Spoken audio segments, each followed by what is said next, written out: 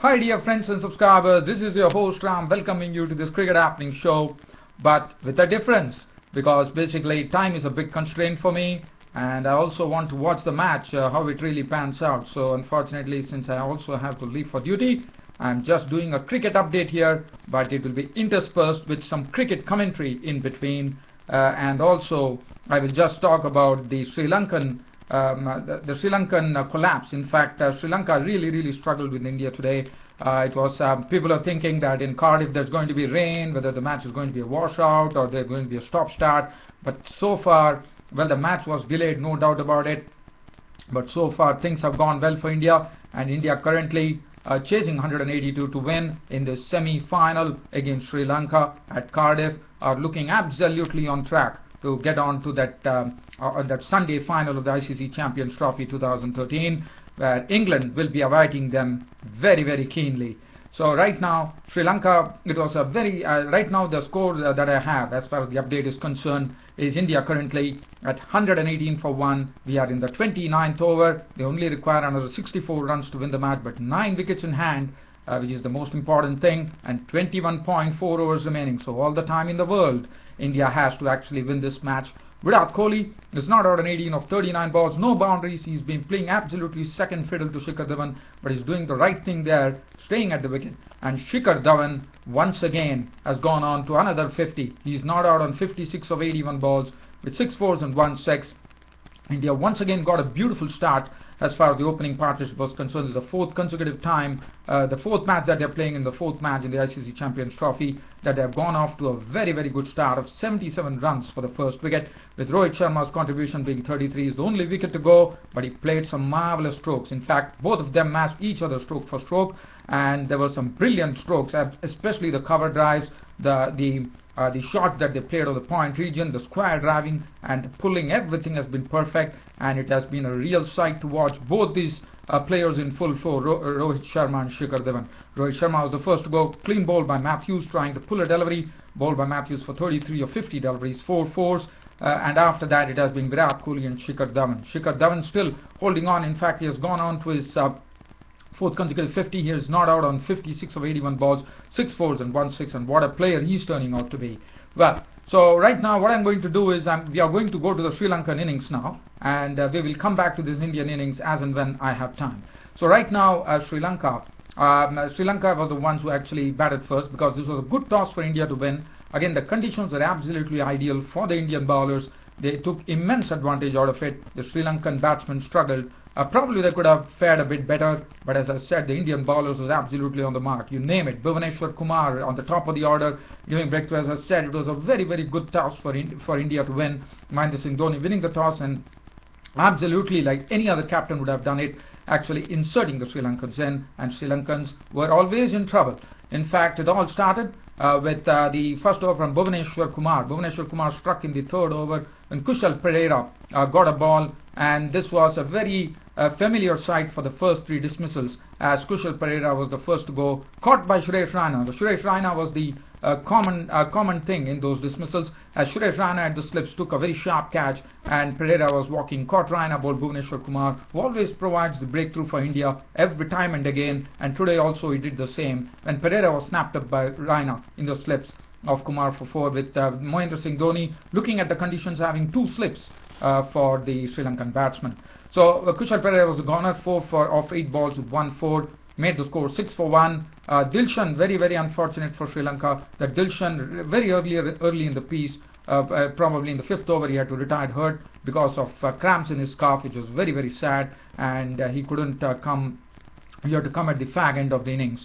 Well, I'll come to that later. Kumar Sangakkara and it was Thirimani at the crease. Thirimani was once again promoted, but this time Thirimani couldn't last long. Again, this time it was the common ground was Suresh Raina, but the bowler was Ishan Sharma. Ishan Sharma took the wicket as he came in and picked up Thirimani's wicket. Thirimani was also caught by Raina. Good ball from Ishan Sharma, which moved further. Thirimani got sucked into it, and Suresh Raina at the slips taking another sharp catch, and he was gone for 7, and that made the score 36 for 3 in the 16th over for Sri Lanka. So once again, Kumar Sangakkara, the two stalwarts, Sangakkara and Jayawardene, were in the middle, and that was the thing. With their experience, they could have guided Sri Lanka through those troubled waters. But as I said, the Indian bowling was absolutely on the mark. Bhuvneshwar Kumar was absolutely pitching it absolutely straight and moving the ball both ways. Umesh Yadav was also doing the same. He also moved the ball both ways. Ishan Sharma could do the same. And it was all the pace bowlers actually swarming over the Sri Lankan batsmen. And these two stalwarts started off. They were slowly trying to be watchful, but Kumar Sangakkara actually got a beautiful delivery, a peach of a delivery from Ishan Sharma, which pitched in. Sangakkara was on his forward defense, but the ball was so good that it swung away, took the outside edge, and it was a wonderful catch taken once again by Suresh Ryan on the slips. A very low catch in the slips. What a catch that was! Extremely good catch. Sangakkara was just a bit surprised there, but he was a walker. Walked for 8. He was out walking to the pavilion for 17 or 44 balls with 1-4, with a score rating 41 for 41 for 3 for Sri Lanka. Mahela Jayawardene then slowly started getting into a partnership now with Angelo Matthews, and they were actually doing a good job there, slowly playing the bowlers. In fact, Dhoni decided to take his gloves off, put Dinesh Karthik into duty with the gloves, and he came in and bowled his trundlers with 4 overs. And in fact, there was one confident appeal for Jayawardene for an LBW, but it was turned down by the third umpire, the decision review system. But Dhoni also did his part, because he thought that the conditions were good, and he has bowled in the past, and that is what Dhoni is capable of. He brings up something absolutely special. He brought that, and he bowls 4 overs for 17 runs. He didn't get a wicket, but as I said, the partnership was going on, and Angelo Matthews, I thought, was looking very good, more than Jayawardene. Jayawardene was pretty watchful, and he had to be careful with the spinners coming on into the mix. And Angelo Matthews and Jayawardene then started stitching together a partnership, and this partnership went as far as 119 was concerned, because it was almost more than 80 runs partnership, with Angelo Matthews looking good, playing some good pull shots. He hit a 6-2, and he was looking pretty good there with his batting, and he was looking fluent too. But Mahela Jayawardene, I wouldn't say he wasn't on his convincing self. The spinners started coming in, and now it was for the turn for the spinners to start picking up wickets. The first to go, this particular stubborn stand was broken by the Indians when Ravindra Jadeja, as you know, he has always been doing that in this ICC Champions Trophy 2013 for India. So once again he did the same. What he did is he got Jayawardene clean bowled by a straighter one, and Jayawardene was gone clean bowled by Jadeja for 38 with 3-4s, which made the score 119 for 4 for Sri Lanka in the 37th over. And after that, in the meanwhile, the Indian score has moved on to 126 for 1 in the 30th over. Dhawan is not out on 59. Kohli is not out on 23. I'll come to that later. In the meanwhile, just keeping up the Sri Lankan story here. After Jayawardene was out, it was 119 for 4 in the 37th over. Then Matthews got the company. After that, Angelo Matthews was got some good company from Jivanta Mendes, who briefly resisted and gave some company to Angelo Matthews, and Angelo Matthews went on to his 50. But once he reached his 50, he was a goner. As Ashwin came in, and Ashwin was also bowling well. There was some bit of turn also available in the pitch, which was exploited by Ashwin and Jadeja pretty well. And Angelo Matthews was the next to go. It was a good catch taken by Bhuvneshwar Kumar. The catch was going away from him. It was hit in the air. It was a lofted shot from Matthews. As Bhuvneshwar Kumar, judging the ball correctly, running in with the line of the ball, took a very good catch. So he was gone after making 51 runs of 89 balls with 1-4 and 1-6. The batting power play was taken at the time when Angelo Matthews was there, but he yielded only 12 runs, and in fact Sri Lanka lost 1 wicket. Jivanta Mendes contributed to 25. He was stumped by Dhoni, a smart bowling by Ashwin, as he was stumped by Dhoni of the bowling of Ashwin for 35 balls, 140. Trying to up the ante, he was gone. Thisara Perera was absolutely struggling. He tried to pull bouncers. It was 2 consecutive bouncers from Ishan Sharma that he tried to pull or hook, and he didn't succeed. And after that, he was a goner, as Perera actually tried to smash a ball on the offside. Dhawan taking a very easy catch absolutely at the fence of the Ishan Sharma, and he was gone for duck. And then Kulashekara was out in a very unfamiliar circumstances, because he actually thought the ball is going out, and he probably it actually just kissed his probably the roll of the pad, and it went into the stumps, and he was gone for 1. Malinga then just threw his bat round to make an unbeaten run of 2 balls with 1-4. Dilshan, as I said, who retired hurt, joined him at the fag end of the innings, and he also played a few strokes, a few boundaries, and he was not out on 18 of 21 balls with 2 fours, with Sri Lanka. Sri Lanka finishing at 181 for 8 of their 50 overs, which was never going to be a good score, but given the conditions, probably one could have thought so. But after that, look at the bowling figures. That's what I said. The Indian bowling was a definite feature.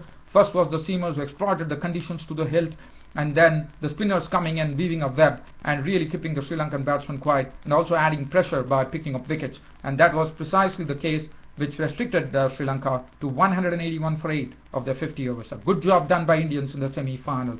Bhuvneshwar Kumar, 9 overs, 2 maidens, 1 for 18, always providing the breakthroughs for India. Umesh Yadav, 8 overs, 2 maiden, none for 30. I thought he bowled pretty well. Ishan Sharma, the wicket taker, 9 overs, 1 maiden, 3 for 33. Jadeja bowled 10 overs, 1 maiden, 1 for 33. Dhoni bowled his 4 trundling overs, 4 overs, none for 17. Ashwin, 10 overs, 1 maiden, 3 for 48. As far as India was concerned, as I said, they started off very well. There were a few LBW appeals, but as I said, the strokes were absolutely flowing. It was coming from the middle of the bat of both the batsmen.